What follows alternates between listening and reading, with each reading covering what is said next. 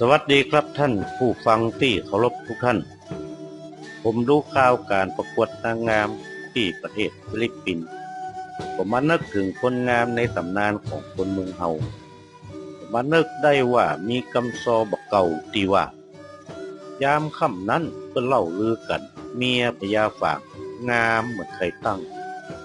จากคำซอนี้ได้กล่าวถึงเมียพญาฝางที่งามจนเป็นที่ล่ำที่ลือทั่วบ้านทั่วเมืองในยามนั้นนั่นก็คือนางสามผิวเรื่องราวมันเป็นจะใดวันนี้ผมจะเล่านางสามผิวให้ท่านฟัง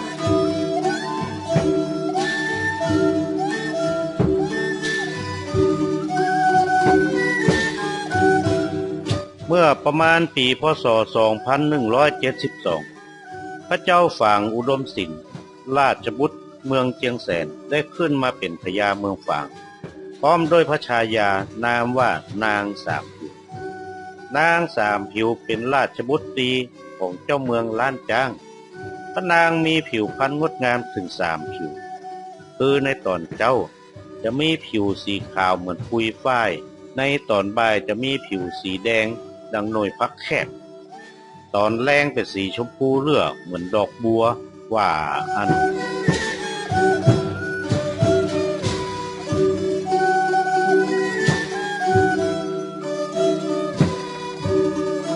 หมู่จั่งซอก็นำไปซอไปเล่าถึงความงามของนางสามผิวประขาดสายโดยซอว่านางสามผิวผิวลอยลาหยาดมาจากฟ้ารูปร่างเกี่ยวกลมหน้านมปิ่นหน้าอย่างกับนางฟ้ายามย่างเดินเตียว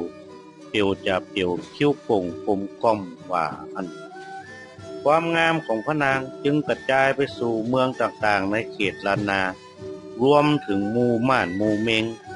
พญาสุโธเมืองม่านได้ยินอย่างอันก็ใกล้หันยิ่งนัก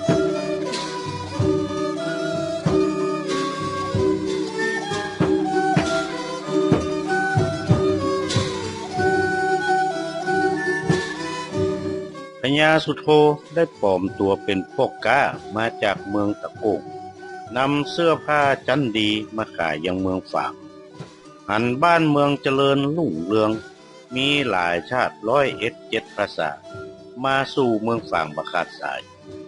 มีตึงหมู่แคขมุหมู่เซอไตเงี้ยวก้าขายกันม่วนงันยิ่งนัก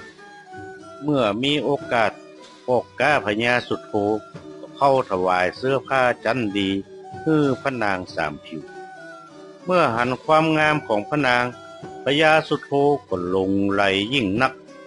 แล้วก็ปิกเมืองอังวะไป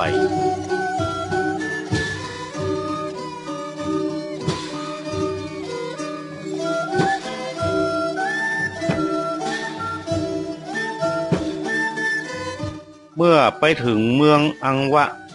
พญาก็ได้แต่ห้ำค่ำควรถึงกะนางสามผิวกินบ่ได้นอนบ่หลับเพื่อหมู่หมอโหราพาจ้านพญาฝางกับนางสามผิวก็แล้วท้าวสองผัวเมียก็บ่ได้แยกจากกันพญาก็คั่งแค้นใจนักขึ้นแล้วพญาก็สร้างระดมทัพใหญ่ยกจากเมืองอังวะเข้ามาประชิดเมืองฝางเพื่อลู่เอานางสามผิวฮือได้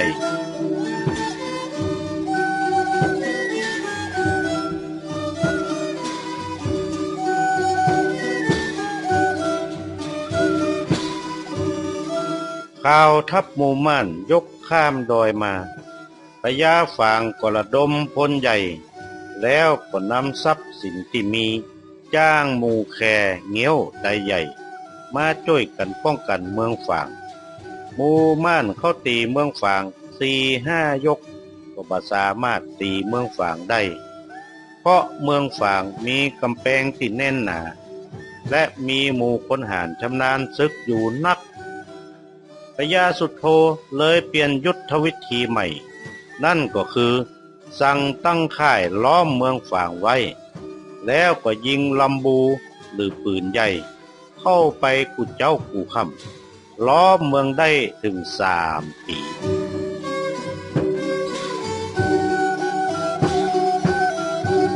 พ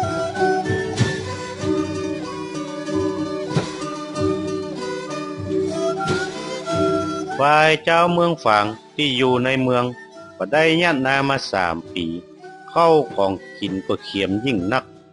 เจ้าเมืองก็เริ่มเจ็บป่วยเสียขวัญกับปืนใหญ่ของหมู่ม่านที่ยิงเข้ามาถึงเจ้าถึงค่ำพญาฝางก็อินดูเจ้าเมืองนั่งกึดนอนกึดจึงบอกนางสามผิวว่า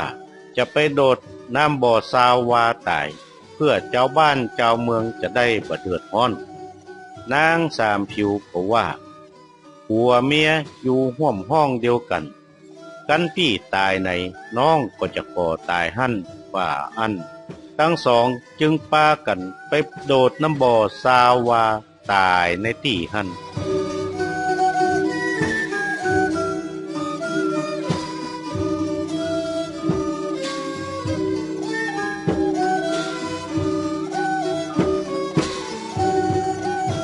เมื่อพญาฝางกับนางสามผิวตายพญาสุดโทก็ยกทัพเข้าเมืองฝางได้เมื่อฮู้ว่านางสามผิวตายเหี่ยแล้วก็เสียใจยิ่งนัก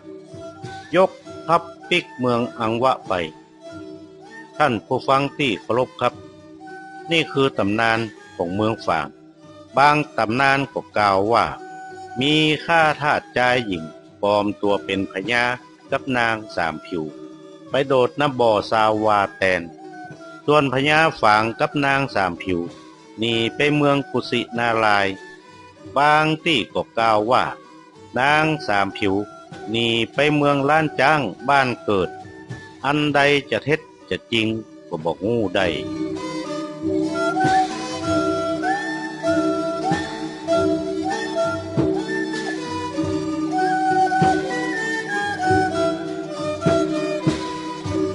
ท่านผู้ฟังที่เคารพครับนี่คือเรื่องราวของนางสามผิวผมก็นำมาเล่าให้ท่านฟัง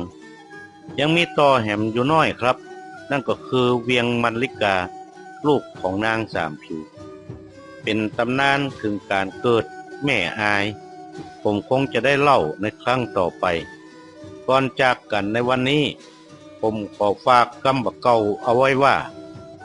สาวชอบใจไข้หัวคิกทุกเจ้าไข้ซิกตึงมันแอวบ้านวันนี้ผมนานวาด